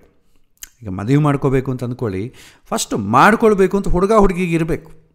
ಅವರಿಗೆ ಇಂಟ್ರೆಸ್ಟೇ ಇಲ್ಲ ನಂಗೆ ಮದುವೆ ಮಾಡ್ಕೊಳ್ಳೋದು, ಏನೋ ನಮ್ಮ ಅಪ್ಪ ಅಮ್ಮ ಒತ್ತಾಯಕ್ಕೋಸ್ಕರ ಮಾಡ್ಕೊತಾ ಇದ್ದೀನಿ ಅಂತಂದರೆ ಈಡೇರೋದಿಲ್ಲ. ಅದು ಆ ಸಂಸ್ಕಾರದ ಉದ್ದೇಶ ಈಡೇರೋದಿಲ್ಲ. ಸಂಕಲ್ಪ ಬಲ ಇರಬೇಕು. ಮಾನಸಿಕವಾಗಿ ಸಂಕಲ್ಪ ಕಮಿಟ್ ಆಗಬೇಕು ಅವನು. ಸೊ ಯಾವ ದಿನ ಮಾನಸಿಕವಾಗಿ ಬಲವಾಗಿರ್ತದೋ ಆ ದಿನ ಮಾಡಬೇಕು ಅಂತ ಹೇಳುತ್ತೆ. ಸಂಕಲ್ಪ ಬಲ ಇರಬೇಕು. ಅದಕ್ಕೆ ನಾವು ತಾರಾಬಲ ಅಂತ ನೋಡ್ತೇವೆ. ನಕ್ಷತ್ರ ಅಂತಂದರೆ ಏನು? ಮನಸ್ಸು. ಚಂದ್ರ ಯಾವ ನಕ್ಷತ್ರದಲ್ಲಿದ್ದಾನೆ ಅಂತಂದರೆ ಆ ಸಂಕಲ್ಪವನ್ನು ಸೂಚನೆ ಮಾಡ್ತದೆ. ಸ್ಟ್ರಾಂಗ್ ನಕ್ಷತ್ರದಲ್ಲಿ ಇದ್ದಾನೆ ಅಂತಂದಾಗ ಒಳ್ಳೆಯ ಸಂಕಲ್ಪವನ್ನು ಸೂಚನೆ ಮಾಡ್ತಾನೆ. ಸೊ ಮದುವೆ ಮಾಡಿಕೊಳ್ಳೋ ಸಮಯದಲ್ಲಿ ನಾನು ಮದುವೆ ಮಾಡಿಕೊಳ್ಬೇಕು, ಎಷ್ಟೇ ಕಷ್ಟ ಬಂದ್ರೂ ನಾನು ಅದನ್ನು ಮುಂದುವರಿತೀನಿ ಅಂತ ಇರ್ತಾನೆ. ತಾರಾಬಲ ಇರಲಿಲ್ಲ ಅಂದ್ಕೊಳ್ಳಿ, ಪ್ರತಿಯೊಂದು ಸಮಯದಲ್ಲಿ ಯಾಕಪ್ಪ ಇಷ್ಟು ಗಲಾಟೆಯಲ್ಲಿ ನಾನು ಮದುವೆ ಮಾಡ್ಕೊಳ್ಳೋದು ಅವಶ್ಯಕತೆ ಇದೆಯಾ? ಮದುವೆ ಮಾಡ್ಕೊಳ್ಳೋದೆಲ್ಲ ಚೆನ್ನಾಗಿರುತ್ತೆ. ಮದುವೆ ಸಮಯದಲ್ಲಿ ಏನಾದರೂ ಹುಡುಗ ಹುಡುಗಿ ಅವರ ಫ್ಯಾಮಿಲಿಗಳ ಮಧ್ಯೆ ಅವ್ಯವಸ್ಥೆ ಆಯ್ತಂದರೆ ಅಯ್ಯೋ ಸುಮ್ಮನೆ ಅನವಸರ ಇಂಥ ಮದುವೆ ಮಾಡ್ಕೋಬಾರ್ದಾಗಿತ್ತಪ್ಪ ಅಂತ ಸಂಕಲ್ಪ ಇಮಿಡಿಯೇಟ್ಲಿ ಬದಲಾಗ್ತದೆ. ಆ ಥರ ಬದಲಾಗಬಾರ್ದು. ಎಷ್ಟೇ ಒಂದು ಸಲ ಮದುವೆ ಮಾಡಿಕೊಳ್ತೇನೆ ಅಂತ ಫಿಕ್ಸ್ ಆದಾಗ ಕಮಿಟ್ ಆಗಬೇಕು. ಒಳ್ಳೆಯದಾಗಲಿ ಕೆಟ್ಟದಾಗಲಿ ನಾನು ಅದನ್ನು ಫೇಸ್ ಮಾಡ್ತೇನೆ ಅಂತ ಫಿಕ್ಸ್ ಆಗಬೇಕು. ಆ ಥರ ಫಿಕ್ಸ್ ಆಗದೇ ಇದ್ದರೆ ಯಾವ ಕೆಲಸವನ್ನು ಮಾಡೋಕ್ಕಾಗಲ್ಲ. ಅದಕ್ಕಾಗಿ ಯಾವುದೇ ಒಂದು ಸಂಸ್ಕಾರವನ್ನು ಮಾಡೋ ಕಾಲಕ್ಕೆ, ಒಂದು ಕೆಲಸವನ್ನು ಮಾಡೋ ಕಾಲಕ್ಕೆ ತಾರಾಬಲ ಇಂಪಾರ್ಟೆಂಟ್. ನೆಕ್ಸ್ಟ್ ಅದಕ್ಕೆ ಮನಸ್ಸು ತುಂಬ ಸಹಕಾರ ಬೇಕು. ಚಂದ್ರಬಲ ಅಂದರೆ ಮನೋಬಲ. ಕೇವಲ ಸಂಕಲ್ಪ ಇದ್ದಷ್ಟು ಮಾತ್ರಕ್ಕೆ ಸರಿ ಹೋಗೋದು, ಅದಕ್ಕೆ ಕಮಿಟ್ ಆಗಬೇಕು, ಅದಕ್ಕೆ ಬದ್ಧರಾಗಿರಬೇಕು. ಅದಕ್ಕೆ ಚಂದ್ರಬಲವನ್ನು ನೋಡ್ತೇವೆ. ಚಂದ್ರಬಲ ಆದಮೇಲೆ ನೆಕ್ಸ್ಟು ಲಗ್ನಬಲ. ಸೊ ಲಗ್ನಬಲ ಏನು ಮಾಡುತ್ತೆ? ಜಾತಕದಲ್ಲಿರುವಂಥ ಪುಣ್ಯವನ್ನು ಈ ಮುಹೂರ್ತ ವಿಚಾರಕ್ಕೆ ಎಷ್ಟು ಅಪ್ಲೈ ಆಗುತ್ತೆ ಅಂತ ಸೂಚನೆ ಮಾಡ್ತೀವಿ. ಇನ್ನೊಂದು ಕರ್ಮ ಸ್ವಾತಂತ್ರ್ಯವನ್ನು ಸೂಚನೆ ಮಾಡ್ತದೆ ಲಗ್ನಬಲ. ಲಗ್ನಬಲ ಚೆನ್ನಾಗಿತ್ತು ಅಂತಂದರೆ ನಿಮಗೆ ಆ ಉದ್ದೇಶ ಈಡೇರೋದು ತುಂಬ ಪಾಸಿಟಿವ್ ಆಗಿರ್ತದೆ. ಜಾತಕದಲ್ಲಿ ಲಗ್ನದ ರೋಲ್ ಏನೋ ಮುಹೂರ್ತದಲ್ಲಿ ಕೂಡ ಲಗ್ನದ ರೋಲ್ ಅಷ್ಟೇ. ಜಾತಕದಲ್ಲಿ ಲಗ್ನದ ರೋಲ್ ಏನು? ಲಗ್ನ ಅಂದರೆ ನಾನು, ನನ್ನ ಮನಸ್ಸು, ನನ್ನ ಬುದ್ಧಿ, ನನ್ನ ಸಂಸ್ಕಾರ, ನನ್ನ ಆರೋಗ್ಯ, ನನ್ನ ಶರೀರ, ಇದೆಲ್ಲ ಬರ್ತದೆ. ಅದೆಲ್ಲ ಚೆನ್ನಾಗಿದ್ರೆ ತಾನೇ ನೀವು ಪ್ರಪಂಚದ ಕೂಡ ಎಂಜಾಯ್ ಮಾಡಲಿಕ್ಕಾಗ್ತದೆ, ಇನ್ವಾಲ್ವ್ ಆಗಲಿಕ್ಕಾಗ್ತದೆ. ಇದು ಯಾವುದೂ ಇಲ್ಲ ಅಂದರೆ ಪ್ರಪಂಚದ ಜೊತೆ ನೀವು ಮಿಂಗಲ್ ಆಗೋಕ್ಕಾಗಲ್ಲ, ಪ್ರಕೃತಿ ಜೊತೆ ಮಿಂಗಲ್ ಆಗೋಕ್ಕಾಗಲ್ಲ. ಅದೇ ರೀತಿ ಇಲ್ಲಿ ಕೂಡ ಲಗ್ನಬಲ ಚೆನ್ನಾಗಿದ್ದರೆ ಯಾವ ಉದ್ದೇಶಕ್ಕೋಸ್ಕರ ಈ ಪ್ರಪಂಚದ ಜೊತೆ ನಾವು ಅಟ್ಯಾಚ್ಮೆಂಟ್ ಇಟ್ಕೊಳ್ತೀವೋ, ಪ್ರಕೃತಿ ಜೊತೆ ಒಂದು ಕನೆಕ್ಷನ್ ಇಟ್ಕೊಳ್ತೇವೋ ಅದು ಫೇವರಬಲ್ ಆಗಿದೆ ಅಂತ ಅರ್ಥ. So this is very important ಲಗ್ನಬಲ ಅಂತಂಬೋದು. ಅದಕ್ಕೆ ಯಾವುದೇ ಒಂದು ಕೆಲಸ ಮಾಡಿರೋ ಎಷ್ಟು ಗಂಟೆಗೆ ಮುಹೂರ್ತ, ಯಾವ ಲಗ್ನದಲ್ಲಿ, ವೃಷಭ ಲಗ್ನವೋ ಮಿಥುನ ಲಗ್ನವೋ, ಯಾವ ಲಗ್ನದಲ್ಲಿ ನಿಮಗೆ ವೆಡ್ಡಿಂಗ್ ಕಾರ್ಡಲ್ಲಿ ಹಾಕ್ತಾರೆ ಈ ಲಗ್ನದಲ್ಲಿ ಮುಹೂರ್ತ. ಅದು ಹಿಂದಿನವ್ರು ಹಾಕ್ತಾ ಇದ್ದೀವಿ ಅಷ್ಟೇ ಆಗಲಿ, ನಿಜವಾಗಿ ಆ ಲಗ್ನದಲ್ಲಿ ಯಾಕೆ ಮಾಡ್ತಿದ್ದಾರೆ ಅಂತಂಬೋದು ಯಾರಿಗೂ ಗೊತ್ತಿಲ್ಲ. ಇನ್ ಕೇಸ್ ಆ ಲಗ್ನದಲ್ಲಿ ಮಾಡಿದ್ರೆ ಏನಾಗುತ್ತೆ ಅಂತಂಬೋದು ಯಾರಿಗೂ ಆ ಮುಹೂರ್ತ ಇಡೋರಿಗೆ ಕೂಡ ಪ್ರಜ್ಞೆ ಇರಲ್ಲ. ಈಗ ಆ ಥರ ಒಂದು ಸಮಾಜ ಈಗ ಸೃಷ್ಟಿಯಾಗಿದೆ. ಬಟ್ ನೋಡೋಣ, ನಾವು ಇಂಪಾರ್ಟೆನ್ಸ್ ಏನು ತಿಳ್ಕೊಳ್ಳೋಣ. ಸೊ ಲಗ್ನ ಬಲವನ್ನು ನೋಡಬೇಕು. ನೆಕ್ಸ್ಟ್, ವಿವಾಹ ವಿಚಾರದಲ್ಲಿ ಮಾತ್ರ ತುಂಬ ರೂಲ್ಸ್ ಇದೆ. ಬೇರೆ ಷೋಡಶ ಸಂಸ್ಕಾರದಲ್ಲಿ ವಿವಾಹಕ್ಕೆ ತುಂಬ ದೊಡ್ಡ ಇರೋದು ರೂಲ್ಸ್ ಎಲ್ಲ ಇರೋದು. ಯಾಕೆಂತಂದರೆ ವಿವಾಹಕ್ಕೆ ಮಾತ್ರ ಪ್ರಾಯಶ್ಚಿತ ಇಲ್ಲದಂಥ ಸಂಸ್ಕಾರ ಯಾವುದನ್ನು ಇದೆ ಅಂದರೆ ಅದು ವಿವಾಹ ಮಾತ್ರವೇ. ಬೇರೆ ಎಲ್ಲದಕ್ಕೂ ಪ್ರಾಯಶ್ಚಿತ ಇದೆ. ಒಂದು ವೇಳೆ ಆ ಸಂಸ್ಕಾರ ಮಾಡೋ ಕಾಲಕ್ಕೆ ಏನೋ ಲೋಪ ಗೀಪ ಆಯ್ತಂದರೆ ನೀವು ಅದನ್ನು ಸರಿಪಡಿಸಿಕೊಳ್ಳಲಿಕ್ಕೆ ಬೇಕಾದಂಥ ಪ್ರಾಯಶ್ಚಿತಾದಿಗಳಿದೆ. ಪ್ರಾಯಶ್ಚಿತ ಇಲ್ಲದಂಥ ಏನಾದರೂ ಒಂದು ಸಂಸ್ಕಾರ ಇದೆ ಅಂತಂದರೆ ವಿವಾಹ ಮಾತ್ರವೇ. ವಿವಾಹಕ್ಕೆ ಪ್ರಾಯಶ್ಚಿತ ಇಲ್ಲ. ಅದಕ್ಕೇನು ಮಾಡಬೇಕು, ತುಂಬ ಕೇರ್ಫುಲ್ ಆಗಿರಬೇಕು. ಆನ್ಲೈನಲ್ಲಿ ಯಾವುದನ್ನ ಒಂದು ಪರ್ಚೇಸ್ ಮಾಡೋ ಕಾಲಕ್ಕೆ 10 days ರೀಪ್ಲೇಸ್ಮೆಂಟ್ ಕೊಡ್ತೇವೆ. ಸೊ ನೀವು ಒಂದು ವೇಳೆ ಏನಾದ್ರು ಪ್ರಾಬ್ಲಮ್ ಇದೆ ನಾವು ರಿಪ್ಲೇಸ್ ಮಾಡ್ತೇವೆ, ನಿಮ್ಮ ದುಡ್ಡು ವಾಪಸ್ ಕೊಡ್ತೇವೆ ಅಂತ ಈ ಥರ ಸ್ಕೀಮ್ಸ್ ಇಟ್ಟರು ಅಂದ್ಕೊಳ್ಳಿ, ನಾವು ಧೈರ್ಯವಾಗಿ ಕೊಂಡುಕೊಡ್ತೇವೆ.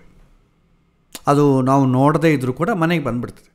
ನೋ ರಿಪ್ಲೇಸ್ಮೆಂಟ್, ನೋ ರಿಫಂಡ್ ಅಂದೇ ಅಂದ್ಕೊಳ್ಳಿ, ಸ್ವಲ್ಪ ಆಲೋಚನೆ ಮಾಡ್ತೀವಿ ಕೊಂಡುಕೊಳ್ಳೋದು ಅವಶ್ಯಕತೆ ಇದೆಯಾ ಅಂತ. ಹಾಗೆ ಮದುವೆಗೆ ಈ ಥರ ರೀಪ್ಲೇಸ್ಮೆಂಟ್ಗಳು, ರೀಫಂಡ್ಗಳು ಇದೆಲ್ಲ ಇಲ್ಲವೇ ಇಲ್ಲ. ಅಂದರೆ ಒಂದು ವೇಳೆ ಮದುವೆ ವಿಚಾರದಲ್ಲಿ ಏನಾದರೂ ತಪ್ಪು ಮಾಡಿದರೂ ಕೂಡ ನಾನು ಅದನ್ನು ತಿದ್ದುಕೊಳ್ಳಲಿಕ್ಕೆ ಬೇಕಾದಂಥ ಪ್ರಾಯಶ್ಚಿತಾದಿಗಳೇನಾದರೂ ಇದೆಯಾ ಅಂತಂದರೆ ಇಲ್ಲ. ಬಟ್ ಈ ಪ್ರಜ್ಞೆ ನಮಗೆ ಗೊತ್ತಿಲ್ಲ. ಆದ ಕಾರಣ ಡೈವರ್ಸ್ಗಳು ಯಥೇಚ್ಛವಾಗಿ ನಡೀತಾ ಇದೆ. ಶಾಸ್ತ್ರ ಆ್ಯಕ್ಚುಲಿ ಹೇಳುತ್ತೆ, ಡಿವೋರ್ಸ್ ತೊಗೊಂಡ್ರೆ ಏನಾಗ್ತದೆ, ನೀವು ಮದುವೆ ವಿವಾಹದಲ್ಲಿ 16 ಜನ ದೇವತೆಗಳನ್ನು ಆವಾಹನೆ ಮಾಡಿ ಅವ್ರ ಸುತ್ತಿ ನಾನು ಈಕೆಯನ್ನು ನನ್ನ ಕೊನೆಯ ಕ್ಷಣದವರೆಗೂ, ಕೊನೆಯ ಉಸಿರಿರೋವರೆಗೂ ಈಕೆಯನ್ನು ರಕ್ಷಣೆ ಮಾಡ್ತೇನೆ ಅಂತ ಆತ ಪ್ರಮಾಣ ಮಾಡ್ತಾನೆ ದೇವರ ಹತ್ರ. ಆ ವಿಚಾರ ಅವ್ರಿಗೆ ಗೊತ್ತಿಲ್ಲ, ಪುರೋಹಿತನಿಗೂ ಗೊತ್ತಿಲ್ಲ. ಆದರೆ ನಡೆದಂಥ ಕ್ರಿಯೆ ಅಂತೂ ಎಲ್ಲ ಗೊತ್ತೇ ಗೊತ್ತು. ಈಗ ನಾವು ಒಂದು ಚಾಕನ್ನು ತೊಗೊಂಡೋಗಿ ಯಾರನ್ನ ಒಬ್ಬನ ಹೊಟ್ಟೆಯಲ್ಲಿ ಚುಚ್ಚಿ ಕೋರ್ಟಿಗೆ ಹೋಗಿ ಈ ಚಾಕು ಶಾರ್ಪಾಗಿರೋದು ಹೊಟ್ಟೆಯಲ್ಲಿ ಒಳಗೆ ಹೋದರೆ ಅವನು ಸಾಯ್ತಾನೆ ಅಂತ ನಂಗೆ ಗೊತ್ತಿಲ್ಲ ಅಂತಂದರೆ ಒಪ್ತಾರ? ಇಟ್ ಈಸ್ ಎ ಡ್ಯೂಟಿ, ನೀನು ತಿಳ್ಕೊಳ್ಬೇಕಾದ್ರೆ ಸಮಾಜದಲ್ಲಿದ್ದ ಮೇಲೆ. ಹಾಗೆ ಒಂದು ಸಂಸ್ಕಾರವನ್ನು ಮಾಡೋ ಕಾಲಕ್ಕೆ ಎಲ್ಲವನ್ನೂ ತಿಳಿದುಕೊಳ್ಳಬೇಕಾದಂಥ ಡ್ಯೂಟಿ ನಮ್ಮದು. ಒಂದು ವಸ್ತು ತೊಗೊಳ್ಬೇಕಾದ್ರೆ ಅವ್ರು ಯೂಸರ್ ಮ್ಯಾನ್ಯುವಲ್ ಕೊಡ್ತಾರೆ, ಅದು ತಿಳ್ಕೊಳ್ಬೇಕಾದ ಡ್ಯೂಟಿ ನಮ್ಮದು. ಲೋನ್ ತೊಗೊಳ್ಳೋ ಕಾಲಕ್ಕೆ ಅವನು ಕಂಡೀಷನ್ಸ್ ಕೊಡ್ತಾನೆ, ಡಿಕ್ಲರೇಷನ್ ಕೊಡಬೇಕು, ನಾ ಇದಕ್ಕೆಲ್ಲ ಒಪ್ತಾ ಇದ್ದೀನಿ ಅಂತ ಅಗ್ರಿ ಮಾಡಬೇಕು. ಅದೇ ನೀವು ಯಾವುದನ್ನು ಒಂದು ಸಾಫ್ಟ್ವೇರ್ ಇನ್ಸ್ಟಾಲ್ ಮಾಡಬೇಕಾದ್ರೆ accept the agreement or reject the agreement ಅಂತ ಇರುತ್ತೆ. ಆಕ್ಸೆಪ್ಟ್ ಮಾಡಿದ್ರೆ ಅದು ಇನ್ಸ್ಟಾಲ್ ಆಗುತ್ತೆ, ಇಲ್ಲಾಂದರೆ ಇನ್ಸ್ಟಾಲ್ ಆಗಲ್ಲ. ಸೊ ನಾವೇನು ಮಾಡ್ತೇವೆ, ಆ ಒಂದು ಅದೆಲ್ಲ ಕಂಡೀಷನ್ಸ್ ಯಾವುದು ಓದಿದ್ರೆ ನಾವು ಆಕ್ಸೆಪ್ಟ್ ಮಾಡ್ತೇವೆ. ಇಲ್ಲಿ ವಿವಾಹದಲ್ಲಿ ನಡೀತಾ ಇರೋದು ಅದೇ. ನಾನು ಯಾವುದು ವಿವಾಹದಲ್ಲಿ ಏನು, ಯಾಕೆ ಗೃಹಸ್ಥಾಶ್ರಮ ಧರ್ಮ, ಪುರೋಹಿತನ ಹತ್ರ ಹೋಗಿ ಕೂತ್ಕೊಂಡು ತಿಳ್ಕೊಳ್ಬೇಕು. ಹಿಂದೆ ಇತ್ತು ಆ ಥರ. ಅದು ತಿಳ್ಕೊಳ್ಳೋದಲ್ಲ, ಪುರೋಹಿತರನ್ನು ನಾವು ಮನೆ ಪುರೋಹಿತರು ಅಂತ ಯಾರಿರ್ತಾರೆ, ಆ ಪುರೋಹಿತ ಏನು ಮಾಡ್ತಾನೆ, ಬಂದು ಮನೆಗೆ ಕೊಡ್ತಾನೆ, ಹುಡುಗ ಹುಡುಗಿನ ಕಳಿಸ್ರಿ ಇದೆಲ್ಲ ಅವರು ಫಸ್ಟ್ ಎಕ್ಸ್ಪ್ಲೈನ್ ಮಾಡ್ತಾನೆ. ಈ ಥರ ಎಕ್ಸ್ಪ್ಲೈನ್ ಮಾಡ್ತೀನಿ, ಇದು ಹೇಳದೇ ಇದ್ದರೆ ನನ್ನ ಡ್ಯೂಟಿ ಹೋಗ್ತದೆ, ಹಾಗೆ ನೀವು ಕೇಳಲೇಬೇಕು ಅಂತ ಆ ಪುರೋಹಿತ ಬಂದು ಮನೆಗೆ ಈ ರೀತಿ ಇದಕ್ಕೋಸ್ಕರ ಮಾಡ್ತೀವಿ ಅಂತ ಎಕ್ಸ್ಪ್ಲೈನ್ ಮುಂಚಿತವಾಗಿ ಮಾಡಿ ಪ್ರಿಪೇರ್ ಮಾಡ್ತಾನೆ. ಈಗ ಆ ಥರ ಇಲ್ಲ. ಒಬ್ಬ ಪುರೋಹಿತನಿಗೆ 108 ಕಾರ್ಯಕ್ರಮ ಇರ್ತದೆ. ಹಿಂದೆ ಒಂದು ಸಣ್ಣ ಹಳ್ಳಿಯಲ್ಲಿ ದಿನಾಗೂ ಏನು ಕಾರ್ಯಕ್ರಮಗಳು ನಡೆಯಲ್ವಲ್ಲ, ಒಂದು ಹಳ್ಳಿಯಲ್ಲಿ ಆ ಊರಲ್ಲಿ ಮಾತ್ರ ಅವನು ಮಾಡ್ತಿದ್ದ ಪುರೋಹಿತ. ಈಗ ಇಲ್ಲ. ಈಗ ಒಂದು ಸಣ್ಣ ಹಳ್ಳಿಯಲ್ಲಿದ್ದವನು ಬೆಂಗಳೂರು, ಮೈಸೂರು, ಅವ್ರ ಜನ ಎಲ್ಲೆಲ್ಲಿ ಸೆಟ್ಲಾಗಿರ್ತಾರೆ ಅಲ್ಲೆಲ್ಲ ಹೋಗಿ ಕಾರ್ಯಕ್ರಮಗಳು ಮಾಡಿಸಿ ಬರ್ತಾ ಇರೋದ್ರಿಂದ ಅವರ ಬ್ಯುಸಿ ಟೈಮಲ್ಲಿ ಹೋಗಿ ಕೂತ್ಕೊಂಡು ಆ ಹುಡುಗಿಯನ್ನು ಪ್ರಿಪೇರ್ ಮಾಡಲಿಕ್ಕಾಗ್ತದೆ? ಆಗೋದಿಲ್ಲ. ಅದು ಯಾವಾಗೋ ಅದು ಹೊಟ್ಟೋಗಿದೆ. ಹಾಗಾಗಿ ಇದೆಲ್ಲ ನಾವು ಮಾಡಿಕೊಂಡಿರೋಂಥ ಸ್ವಯಂಕೃತ ಅಪರಾಧವೇ. ಆದರೂ ಆ ಉದ್ದೇಶಕ್ಕೆ ಏನಾದರೂ ಭಂಗ ಆದರೆ ಅದಕ್ಕೆ ಪ್ರಾಯಶ್ಚಿತ ಇಲ್ಲ. ಅದಕ್ಕೋಸ್ಕರ ವಿವಾಹಕ್ಕೆ ಮಾತ್ರ 21 ದೋಷಗಳನ್ನು ನೋಡಬೇಕು, 21 ದೋಷಗಳನ್ನು ನೋಡಬೇಕು ಅಂತಿದೆ. ಅದರಲ್ಲಿ ಕನಿಷ್ಠ ಪಕ್ಷ ಇವತ್ತು ನಾವಿರುವಂಥ ಗೃಹಸ್ಥ ಧರ್ಮದಲ್ಲಿ ನಾವೇನು ನಮ್ಮ ಜೀವನವನ್ನು ಮೋಕ್ಷದ ಕಡೆ ತಿರುಗಿಸಿ ಸಾರ್ಥಕವನ್ನು ಮಾಡಿಕೊಳ್ಳಬೇಕು ಅಂತ ಉದ್ದೇಶ ನಮಗೇನು ಇಲ್ಲ. ಅಟ್ಲೀಸ್ಟ್ ಗಂಡ ಹೆಂಡತಿ ಮಕ್ಕಳು ಚೆನ್ನಾಗಾದರೂ ಸಂತೋಷವಾಗೋದ್ರಲ್ಲಿ ಇರಬೇಕಲ್ಲ. ಅಟ್ಲೀಸ್ಟ್ ಅದರಲ್ಲಿ ನಾವೇನು ಮಾಡ್ತೇವೆ, ಆ 21ರಲ್ಲಿ ಅಟ್ಲೀಸ್ಟ್ ಒಂದು 8ರಿಂದ 9 ಆದರೂ ಕನ್ಸಿಡರ್ ಮಾಡಬೇಕು. ಮುಖ್ಯವಾಗಿ ಬೇಕಾದ್ದು ಅದು ಮಾಡಲೇಬೇಕು. ಇಲ್ಲದಿದ್ದರೆ ಏನಾಗುತ್ತೆ, ವಿವಾಹ ಯಾವುದಕ್ಕೆ ಮಾಡಿಕೊಳ್ತೀವೋ ಆ ಉದ್ದೇಶ ಈಡೇರೋದಿಲ್ಲ. ಸೊ ಇದು ಮೇಯ್ನಾಗಿ ಒಂದು ಮುಹೂರ್ತದಲ್ಲಿ ನೋಡಬೇಕಾದ್ದು. ಮ್ಯಾಂಡೇಟ್ರಿಯಾಗಿ ವಿವಾಹದಲ್ಲಿ ಖಂಡಿತ ನೋಡಲೇಬೇಕು. ವಿವಾಹಕ್ಕೆ ಮಾತ್ರ 7th ಪಾಯಿಂಟ್ ಕಂಪಲ್ಸರಿ, ಬೇರೆ ಯಾವುದಕ್ಕೂ ಕೂಡ 7th ಪಾಯಿಂಟ್ ಅಷ್ಟು ಕಂಪಲ್ಸರಿ ಅಲ್ಲ, 6. ಹಸ್ತವಿಚಾರ, ಮಾಸಶುದ್ಧಿ, ಪಂಚಾಂಗ ಶುದ್ಧಿ, ತಾರಾಬಲ, ಚಂದ್ರಬಲ, ಲಗ್ನಬಲ, ಏಕವಿಂಶತಿ ದೋಷಗಳು. ಇದನ್ನು ಖಂಡಿತ ಶಾಸ್ತ್ರ ಏನು ಹೇಳುತ್ತೆ ಅದೇ ರೀತಿ ಫಾಲೋ ಆಗಬೇಕು. ಆದ್ರೇ ನಿಮಗೆ ಮುಹೂರ್ತ ಸಿಗತ್ತೆ. ಇಲ್ಲದಿದ್ದರೆ ಏನಾಗುತ್ತೆ, ಮುಹೂರ್ತ ಸಿಗೋದಿಲ್ಲ. ಸಿಕ್ಕಿದರೂ ನಾವು ಅವರಿಗೆ ಪುಣ್ಯ ಇಲ್ಲ ಅಂತಂದರೆ ಅವನು ಆ ಮುಹೂರ್ತವನ್ನು ಮಾಡಿಕೊಳ್ಳೋದಿಲ್ಲ. ಒಂದೊಂದ್ಸಲ ನಮಗೆ ಆಶ್ಚರ್ಯ ಆಗ್ತದೆ, ಒಳ್ಳೆಯ ಮುಹೂರ್ತ ಸಿಗುತ್ತೆ. ಆಚಾರ್ಯ ನಮಗೆ ಒಂದು ಮದುವೆ ಮುಹೂರ್ತ ನೆಕ್ಸ್ಟ್ 2 ಮಂತ್ಸಲ್ಲಿ ಒಳ್ಳೆಯ ಒಂದು 4-5 ಮುಹೂರ್ತ ಕೊಡ್ರಿ ಅಂತ ಹೇಳ್ತಾರೆ. ನಾವು ಮುಹೂರ್ತ ಕ್ಯಾಲ್ಕುಲೇಟ್ ಮಾಡಬೇಕಾದ್ರೆ ಕಷ್ಟಪಟ್ಟು ಇಷ್ಟೆಲ್ಲ ಕಂಡೀಷನ್ಸಲ್ಲಿ ಇಟ್ಟು ನೋಡಿ ಕಷ್ಟಪಟ್ಟು ಕ್ಯಾಲ್ಕುಲೇಟ್ ಮಾಡಿಕೊಡ್ತೇವೆ. ಅವರೇನಂತಾರೆ, ಆಚಾರ್ಯ ಇದು ನಮ್ಗೆ ಯಾಕೋ ನಮ್ಮ ಮಗನಿಗೆ ಬರೋಕ್ಕಾಗ್ತಾಯಿಲ್ಲ, ಇನ್ನೊಂದು ಆಗ್ತಾಯಿಲ್ಲ, ಬೇರೆ ಬೇರೆ ಕಾರಣ. ಅವ್ರು ಮತ್ತೆ ಯಾರ ಹತ್ರ ಬೇರೆಯವ್ರು ಹೋಗೋದು. ನಮಗೆ ಕರೆಕ್ಟಾಗಿ 9 o'clock to 10 o'clock ಮುಹೂರ್ತ ಬೇಕು, ಕಸ್ಟಮೈಸ್ಡ್ ಮುಹೂರ್ತ ಅಂತೀವಿ. ಈ ಥರ ಕೊಡೋಕ್ಕಾಗಲ್ಲ. ಅವರು ಬೇಡ ಅಂತ ಹೊರಟೋಗ್ತಾರೆ, ಕಷ್ಟಪಟ್ಟು ಕ್ಯಾಲ್ಕುಲೇಟ್ ಮಾಡ್ತಾರೆ. ಆದರೆ ಇವತ್ತು ನಮಗೆ ಸೌಲಭ್ಯ, ಟೆಕ್ನಾಲಜಿ ಇಂಪ್ರೂವ್ ಆಗಿರೋದ್ರಿಂದ ಇದನ್ನೆಲ್ಲ ಕೂಡ ನಾವು ತುಂಬ ಸುಲಭವಾಗಿ ಮಾಡ್ಬೋದು. ಇದಕ್ಕೆ ಜಾಸ್ತಿ ಕಷ್ಟ. ನಿಮಗೆ ಬೇಕಾದ್ರೆ ಇದನ್ನೆಲ್ಲ ಹೇಗೆ ಪ್ರಿಪೇರ್ ಮಾಡಬೇಕು ಅಂತ ಆನ್ಲೈನಲ್ಲೇ ನಿಮಗೆ ಒಂದು ಎಕ್ಸೆಲ್ ಶೀಟಲ್ಲೇ ಮಾಡಿ ತೋರಿಸ್ತೇನೆ ನಾನು. ಆದರೆ ಹಿಂದಿನ ಕಾಲ ಮ್ಯಾನ್ಯುವಲ್ ಮಾಡಬೇಕಾದ್ರೆ ಇದು ಎಷ್ಟು ಕಷ್ಟ ಗೊತ್ತಾ, ತುಂಬ ಸಮಯ ತಗೊಳ್ತಿತ್ತು. ಬಟ್ ಈಗ ತುಂಬ ಸುಲಭ ಆಗಿದೆ. ಬಟ್ ಈಗ ಭಾಳ ಜನ ಮಾಡೋದು ಅಂತಂದರೆ ಇದನ್ನು ಯಾವುದು ಕನ್ಸಿಡರ್ ಮಾಡಲ್ಲ, ಬರೀ ಪಂಚಾಂಗ ಶುದ್ಧಿ ಆ್ಯಂಡ್ ಮಾಸ ಶುದ್ಧಿ ಎರಡೇ. ಈ ಎರಡಲ್ಲೇ ಪಂಚಾಂಗ ತೊಗೊಳ್ತಾರೆ, ತಿಥಿ ವಾರ ನಕ್ಷತ್ರ ನೋಡ್ತಾರೆ, ಆ ಡೇಟನ್ನು ಟಿಕ್ ಮಾಡ್ತಾರೆ, ಇಟ್ಟು ಕೊಟ್ಬಿಡ್ತಾರೆ. ಆ ಡೇಟಲ್ಲಿ ಯಾವ ಒಳ್ಳೆಯ ಮುಹೂರ್ತ ಲಗ್ನವನ್ನು ಆಯ್ಕೆ ಮಾಡ್ತಾರೆ, ಕೊಟ್ಬಿಡ್ತಾರೆ. ಆ ಲಗ್ನ ಬಲವಾಗಿದೆಯೋ ಇಲ್ವೋ, ಆ ಲಗ್ನಕ್ಕೆ ಶುಭಗ್ರಹಗಳ ಸಂಬಂಧ ಇದೆಯೋ ಇಲ್ವೋ, ಜಾತಕದಲ್ಲಿ ನಾವು ಯಾವ ರೀತಿ ನೋಡ್ತೇವೆ ಆ ರೀತಿ ನೋಡೋದೇ ಇಲ್ಲ. ಸೊ ಯಾಕೆ ಇದು ನೋಡ್ತಾ ಇಲ್ಲ ಅಂತ ನಾನು ಯಾವ ಬೇಸ್ ಮೇಲೆ ಹೇಳ್ತಾ ಇದ್ದೀನಿ ಅಂತಂದರೆ, ಅದಕ್ಕೂ ಕೂಡ ಒಂದು ಟಾಸ್ಕ್ ಕೊಡ್ತೇನೆ, ನಿಮಗೆ ಎಕ್ಸಸೈಸ್ ಕೊಡ್ತೇನೆ. ನಿಮ್ಮ ಬಂಧು ಬಳಗದ್ದು ಲಗ್ನ ಪತ್ರಿಕೆಗಳು ನಿಮ್ಮ ಹತ್ರ ಇರುತ್ತೆ. ಎಲ್ಲರೂ ಬಂದು ನಿಮ್ಮನ್ನು ಇನ್ವೈಟ್ ಮಾಡಿ ಹೋಗಿರ್ತಾರೆ. ಖಂಡಿತವಾಗಿಯೂ ಅದರಲ್ಲಿ ಡೇಟು, ಟೈಮು, ಯಾವ ಲಗ್ನದಲ್ಲಿ ಮದುವೆ ಆಗಿದೆ ಅಂತ ಇರ್ತದೆ. ಇದರಲ್ಲಿ ಒಂದು ಜನರಲ್ ನಾನೊಂದು ಪ್ರಿಕಾಷನರಿ ಒಂದು ಅಡ್ವೈಸ್ ಕೊಡೋದು ಏನು ಅಂತಂದರೆ, ನಿಮ್ಮ ಮಕ್ಕಳಿಗೆ ಮದುವೆ ಆಗಿರ್ತಲ್ವ, ತುಂಬ ಅಟ್ಯಾಚ್ಡ್ ಅಂಥ ಜಾತಕಗಳು, ಅಂಥ ಲಗ್ನ ಪತ್ರಿಕೆಗಳು ತೊಗೊಳ್ಬೇಡಿ. ಯಾಕಂದರೆ ಮನಸ್ಸಿಗೆ ನೋವಾಗ್ತದೆ. ಯಾಕಂದರೆ ಗೊತ್ತಿಲ್ಲದೆ ನಾವು ಮಾಡಿಬಿಟ್ಟಿರ್ತೇವೆ. ಗೊತ್ತಾದ ಮೇಲೆ ಏನಾಗ್ತದೆ, ಅಯ್ಯೋ ನಾನು ಇದನ್ನು ಫಾಲೋ ಆಗಿಲ್ವಲ್ಲ, ನನಗಿಷ್ಟು ಕಷ್ಟಗಳು ಬರ್ತಾ ಇರೋದು ಇದರಿಂದಾನೇ ಅಂತಂಬೋದು ನೋವಾಗ್ತದೆ. ಆ ನೋವು ಯಾವಾಗ ಆಗುತ್ತೋ ನೀವು ಜ್ಯೋತಿಷ್ಯವನ್ನು ಕಲೀಲಿಕ್ಕಾಗೋದಿಲ್ಲ. ನಿಮಗೆ ಸಬ್ಜೆಕ್ಟ್ ಕಲಿಬೇಕು ಅಂತಂದರೆ ಕೆಲವಿನ ರೂಲ್ಸ್ ಸ್ಟ್ರಿಕ್ಟಾಗಿ ಫಾಲೋ ಆಗಬೇಕು. ನಿಮ್ಮ ತುಂಬ ಮಾನಸಿಕವಾಗಿ ಅಟ್ಯಾಚ್ಮೆಂಟ್ ಇಟ್ಟುಕೊಂಡವರ ಜಾತಕಗಳು ನೋಡಬೇಡಿ. ಯಾವಾಗವರೆಗೂ ನೀವು ಕಲಿಯೋ ತನಕ, ಆಮೇಲೆ ಬೇಕಾದ್ರೆ ನೋಡ್ಕೊಳ್ಳಿ. ಒಂದು ವೇಳೆ ಕಲಿಯೋಕ್ಕಿಂತಲೂ ಮುಂಚಿತವಾಗಿ ನೋಡಿದರೆ ಸಬ್ಜೆಕ್ಟ್ ಬೆಳೆಯಲ್ಲ, ನೀವು ಎಲ್ಲಿದ್ದೀರೋ ಅಲ್ಲೇ ಇರ್ತೀರಿ. ಇದು ಒಂದು ಅಡ್ವೈಸ್ ಅಷ್ಟೇ. ಸೊ ಹಾಗಾಗಿ ನಿಮ್ಮ ಹತ್ರ ಮುಹೂರ್ತ, ಈಗ ನಾವು ಪಾಠವನ್ನು ಮಾಡೋಣ. ಈ ಪಾಠವನ್ನು ಮಾಡೋ ಸಂದರ್ಭದಲ್ಲಿ ನೀವು ಲಗ್ನ ಪತ್ರಿಕೆಗಳೆಲ್ಲ ರೆಡಿಯಾಗಿ ಇಟ್ಕೊಳ್ಳಿ. ನಿಮಗೆ ಎಕ್ಸಸೈಸ್ ಅದೇ ಕೊಡೋದು ನಾನು. ಸೊ ನಾವು ಹೋಗ್ತಾ ಇರೋವಂಥ ಶಾಸ್ತ್ರದಲ್ಲಿ ಏನು ಹೇಳಿದೆ ಆ ವಿಚಾರ, ಆ ಕಂಡೀಷನ್ಸ್ ಎಲ್ಲ ಕೂಡ ಆ ಮದುವೆ ಮಾಡಿದಂಥ ಒಂದು ದಂಪತಿಗಳಾಗಲಿ ಅವರಿಗೆ ಅದು ಅಪ್ಲೈ ಆಗಿದೆಯಾ, ಅದನ್ನು ಕನ್ಸಿಡರ್ ಮಾಡಿದ್ದಾರೆಯಾ ಅಂತ ನೀವು ನೋಡಬೇಕು.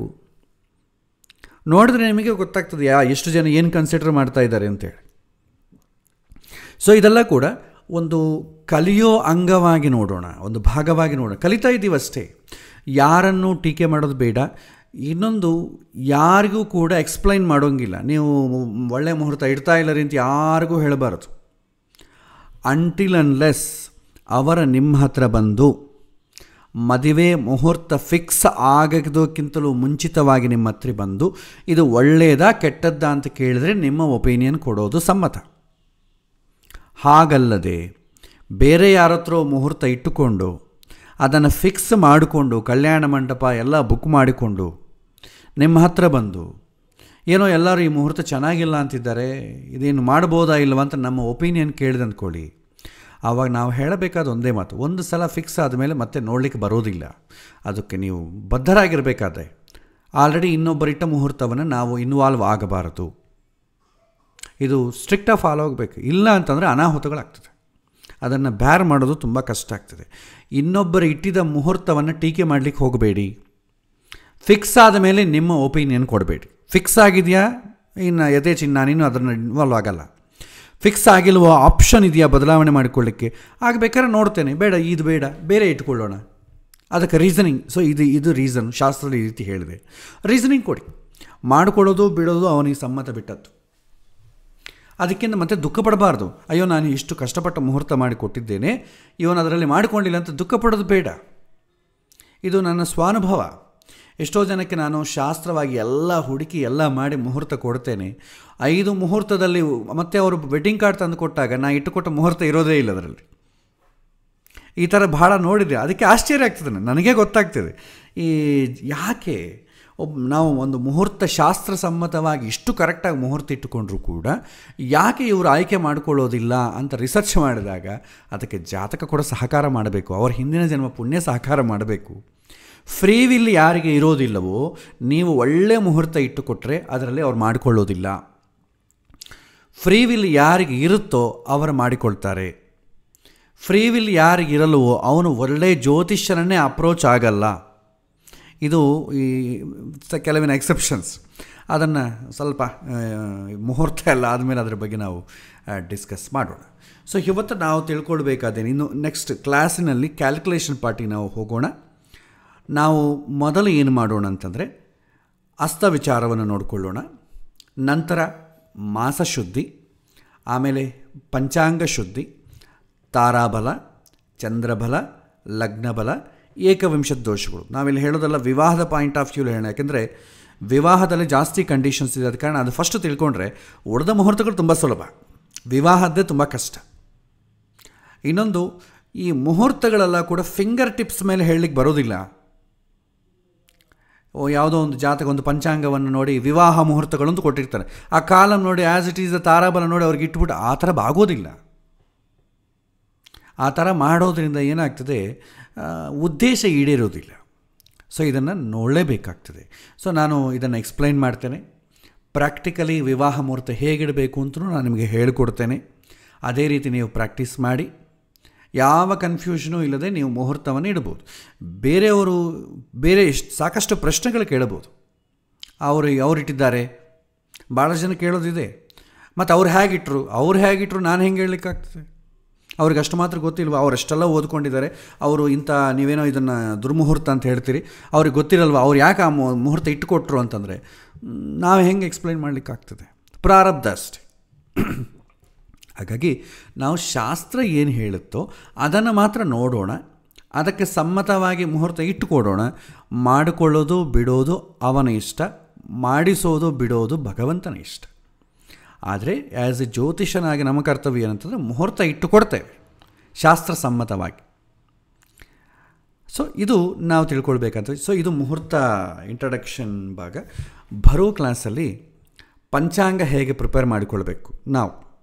ನಮಗೆ ಮಠದ ಪಂಚಾಂಗಗಳು, ದೇವಸ್ಥಾನದ ಪಂಚಾಂಗಗಳು ಇದೆಲ್ಲ ಕೂಡ ಕೆಲವೊಂದು ದುರ್ಗಣಿತ, ಕೆಲವೊಂದು ಸೂರ್ಯ ಸಿದ್ಧಾಂತ, ಆರ್ಯಗಣಿತ, ಕೆಲವೊಂದು ಎರಡೂ ಕಂಬೈಂಡ್ ಮಾಡಿ ಏನೇನೋ ಮಾಡಿರ್ತಾರೆ, ವ್ಯತ್ಯಾಸ ಇರ್ತದೆ. ಹಾಗಾಗಿ ನಮ್ಮ ಪಂಚಾಂಗವನ್ನು ನಾವೇ ಪ್ರಿಪೇರ್ ಮಾಡಿಕೊಳ್ಳೋಣ. ಹೇಗೆ ಪ್ರಿಪೇರ್ ಮಾಡಿಕೊಳ್ಬೇಕು ಅದು ನಿಮಗೆ ಹೇಳ್ತೇನೆ. ಇಟ್ ಇಸ್ ವೆರಿ ಈಸಿ, ಅಷ್ಟು ಕಷ್ಟ ಏನೂ ಅಲ್ಲ. ನಾನು ನಿಮಗೆ ಹೇಗೆ ಪ್ರಿಪೇರ್ ಮಾಡಿಕೊಳ್ಬೇಕು ಅಂತ ಹೇಳ್ತೇನೆ. ಈ ಮಾಸಶುದ್ಧಿ, ಪಂಚಾಂಗ ಶುದ್ಧಿ, ತಾರಾಬಲ ಇದನ್ನೆಲ್ಲ ಕೂಡ ಈಸಿಯಾಗಿ ನಾವು ಹೇಗೆ ಮಾಡಬೇಕು ಅಂತಕೊಂಡು ನಿಮಗೆ ಹೇಳಿಕೊಡ್ತೇನೆ. ತುಂಬ ಸುಲಭದ ವಿಚಾರ. ಸೊ ನಾವು ಬರೋ ಕ್ಲಾಸಲ್ಲಿ ಇದ್ರ ಬಗ್ಗೆ ನಾವು ಮುಂದುವರಿಯೋಣ. ಇವತ್ತಿನ ಪಾಠ ಸಮಯಾತೀತ ಆಗಿದೆ, ಇಲ್ಲೇ ಮುಗಿಸೋಣ. ಶ್ರೀಕೃಷ್ಣಾರ್ಪಣಮಸ್ತು.